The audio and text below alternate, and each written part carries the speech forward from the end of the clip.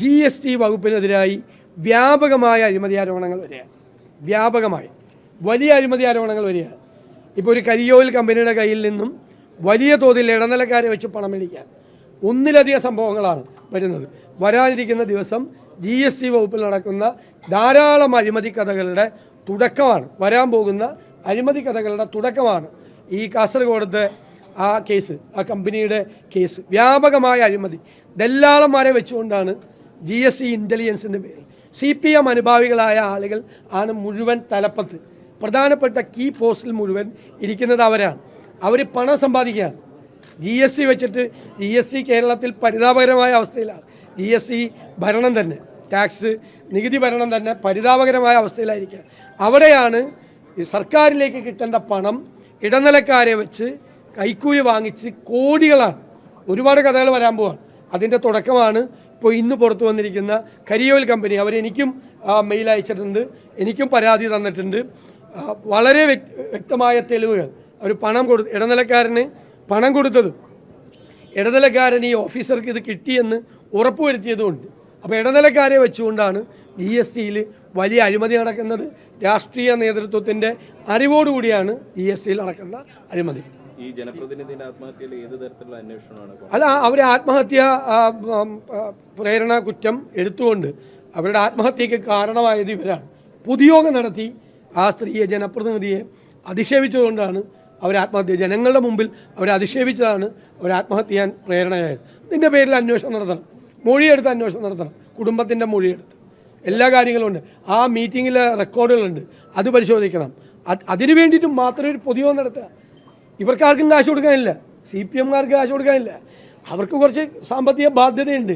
അത് അവർ ലോണൊക്കെ വാങ്ങിച്ച് എല്ലാം റെഡിയാക്കി ആ ലോണെല്ലാം അവർക്ക് അനുവദിച്ച് കിട്ടിയ ദിവസങ്ങളാണ്. എന്നിട്ടും ഇങ്ങനെ കടമുള്ളവരെയൊക്കെ നമുക്കെതിരെയൊക്കെ എത്ര പേര് നടത്തേണ്ടി വരും? കടമുള്ളവർക്കെതിരായിട്ട് പൊതുയോഗം നടത്തുന്ന പാർട്ടിയാണ് CPM. അപ്പോൾ അധിക്ഷേപിക്കുക, എന്നിട്ട് അവരെക്കുറിച്ച് വളരെ മോശമായിട്ട് ആ യോഗത്തിൽ സംസാരിക്കുക. അതിൽ മനംനൊന്താണ് അവർ ആത്മഹത്യ ചെയ്തത്. ആവശ്യപ്പെട്ടുകൊണ്ട് CPM തുടർ പ്രക്ഷോഭങ്ങളിലേക്ക് പോവുകയാണ്. കന്റോൺമെന്റ് ഹൗസിലേക്ക് മാർച്ച് നടത്തുന്നു, ആത്മാഭിമാന സംഗമം നടത്താൻ തീരുമാനിച്ചിരിക്കുന്നു. രാജീവില്ല, ഇത് CPM നടത്തുന്ന എന്തിനു വേണ്ടിയിട്ടാണ്? ME ഗോവിന്ദൻ്റെ മകനെതിരായിട്ടുള്ള ഗുരുതരമായ ഒരു ആരോപണം വന്നിരിക്കുന്നു. അതിന് മറുപടിയില്ല. CPM നേതാക്കന്മാർക്കൊരു മന്ത്രിക്കുൾപ്പെടെ ഈ കളങ്കിത വ്യക്തിത്വമായ രാജേഷ് കൃഷ്ണ പണം അയച്ചിരിക്കുന്നു, പണം കൊടുത്തിരിക്കുന്നു എന്നൊരു ആരോപണം വന്നിരിക്കുന്നു. ഗുരുതരമായ ആരോപണം. കേരളത്തിലെ CPM നേതാക്കന്മാർക്ക് ഈ കളങ്കിത വ്യക്തിത്വം ഹവാലയിലും റിവേഴ്സ് ഹവാലയിലും കൂടി ഉണ്ടാക്കിയ പണം കൊടുത്തിരിക്കുന്നു എന്ന് പറഞ്ഞിരിക്കുന്നു. അത് മറച്ചു വയ്ക്കാൻ അത് ചർച്ച 2-3 ദിവസം ഏതായാലും നിങ്ങളാരും അത് ചർച്ച ചെയ്തില്ല. ഗൗരവതരമായ ആരോപണം CPM സംസ്ഥാന സെക്രട്ടറിക്കും കേരളത്തിലെ CPM നേതാക്കൾക്കും മന്ത്രി ഉൾപ്പെടെയുള്ള CPM നേതാക്കൾക്കെതിരെ വന്നിരിക്കുന്നു. അത് ചർച്ചയാകാതിരിക്കുന്നതിന് വേണ്ടിയിട്ടാണ് ഞങ്ങൾ സംഘടനാപരമായ നടപടി ഞങ്ങൾ സ്വീകരിച്ചു. റേപ്പ് കേസിൽ പ്രതിയായ ആൾ അവിടെ ഇരിക്കുകയാണ്. ലൈംഗിക അപവാദ കേസിൽ പ്രതികളായ എത്ര പേര് മന്ത്രിമാരുണ്ട്?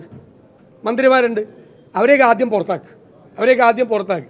ആ MLA മാരുടെ റേപ്പ് കേസിൽ പ്രതിയായ MLA രാജിവെക്കാൻ പറ. പിന്നെ ഞാൻ പറഞ്ഞല്ലോ, മുഖ്യമന്ത്രിയുടെ ഓഫീസ് തൊട്ട് ലൈംഗിക അപവാദ കേസുകളിൽ പ്രതികളായ ആളുകളെ വെച്ചുകൊണ്ട് CPM നടത്തുന്നത് ഈ ME ഗോവിന്ദനെ രക്ഷിക്കാനും ഈ മന്ത്രി അടക്കമുള്ള ഈ റിവേഴ്സ് ഹവാല കേസിൽ രക്ഷപ്പെടുന്നതിനുമാണ്. പിന്നെ BJPക്കാരോട് എനിക്കൊരു പ്രത്യേക കാര്യം പറയാനുണ്ട്. ഇന്നലെ ഒരു കാളയുമായിട്ട് കന്റോൺമെൻറ്റ് ഹൗസിലേക്ക് പ്രകടനം നടത്തി എല്ലാവരും. ആ കാളയെ കളയരുത്, അത് പാർട്ടി ഓഫീസിൻ്റെ മുറ്റത്ത് കെട്ടിയിടണം. ഈ അടുത്ത ദിവസം ഒരാവശ്യം വരും BJPക്ക്. ആ കാളയുമായിട്ട് രാജീവ് ചന്ദ്രശേഖറിൻ്റെ വീട്ടിലേക്ക് ഒരു പ്രകടനം നടത്തേണ്ട സ്ഥിതി പെട്ടെന്നുണ്ടാവും. കാര്യം ഞാനിപ്പോൾ പറയുന്നില്ല. അവിടെ കാളയെ ഉപേക്ഷിക്കരുത്, കാളയെ കളയരുത്, കാള വേറെ കൊണ്ടുവന്ന സ്ഥലത്തേക്ക് പറഞ്ഞേക്കരുത്. കാളയെ പാർട്ടി ഓഫീസിൻ്റെ മുമ്പിൽ തന്നെ കെട്ടിയിടണം. കാളയുടെ ആവശ്യം വരും. ആ കാളയുമായിട്ട് എൻ്റെ വീട്ടിലേക്ക് പ്രകടനം നടത്തിയ BJPക്കാരെ കൊണ്ട് ഞാൻ ആ കാളയുമായിട്ട് രാജീവ് ചന്ദ്രശേഖരൻ്റെ വീട്ടിലേക്ക് ഞാനൊരു പ്രകടനം നടത്തിക്കും. വെയിറ്റ് ചെയ്താൽ പാലക്കാട് വീണ്ടും ഒരു ഉപതെരഞ്ഞെടുപ്പ്. പിന്നെ CPMകാർ, ഞാൻ എൻ്റെ ജസ്റ്റിസ് കണ്ടിട്ട് ഞാൻ ഭീഷണിപ്പെടുത്തണമെന്ന് നിങ്ങൾ വിചാരിക്കുക. അധികം കളിക്കരുത് ഈ കാര്യത്തിൽ. ഞെട്ടിപ്പോവും. അല്ല വേണമെങ്കിൽ അങ്ങനെ എടുത്തോ. കേരളം ഞെട്ടിപ്പോകും. അതില്ല വരുന്നുണ്ട് എത്ര കാലം ഇതുമായിട്ട്. അല്ല നോക്കിക്കോ, വലിയ താമസമൊന്നും വേണ്ട. ഞാൻ പറഞ്ഞതൊന്നും വൈകാറില്ലല്ലോ. അല്ല വെച്ചോ. അല്ല ഓക്കെ. ഇലക്ഷനൊക്കെ എത്ര ദിവസം. അല്ല ഇലക്ഷനൊക്കെ എത്ര ദിവസത്തേക്ക് ഇരിക്കും? ഒരുപാട് ദിവസമില്ലേ ഇലക്ഷന്? അത്ര ദിവസമൊക്കെ ഒരു കാര്യം പറഞ്ഞിട്ട് പോവാം. അത്ര ദിവസമൊന്നും പോകാൻ പാടില്ല. അല്ല നോക്കാം അല്ലേ, നോക്കാം. ആ അല്ല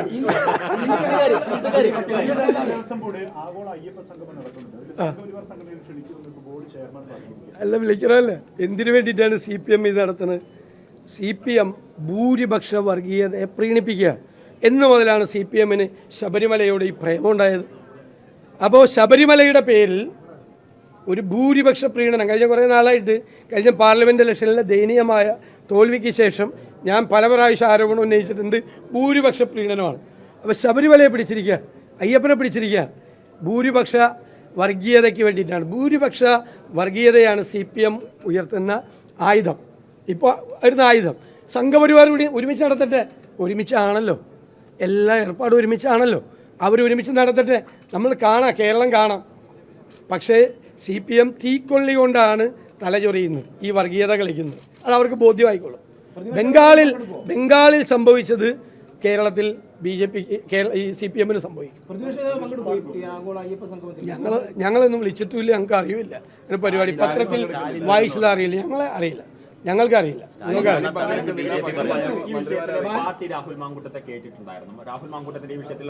ആ വിഷയം ക്ലോസ്ഡ് ആണ്.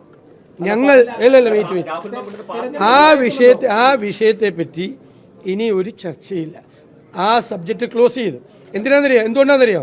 ആ സബ്ജക്റ്റിൻ്റെ മറവിൽ, ആ സബ്ജക്റ്റിൽ ഞാൻ ഇന്നലെ പറഞ്ഞു, ഒരു പാർട്ടി ചെയ്യാവുന്ന മാക്സിമം കാര്യം കേരളത്തിൽ ഒരു രാഷ്ട്രീയ പാർട്ടിയും ചെയ്യാത്ത, ഞാൻ പറഞ്ഞല്ലോ, ഹൃദയവേദനയോടുകൂടി ആണ് ഒരു സഹപ്രവർത്തകനെതിരായിട്ട് നടപടിയെടുത്തത്. കാരണം മുഖം നോക്കലല്ല, നമ്മുടെ ബന്ധമല്ല, അടുപ്പമല്ല, നിലപാടാണ്.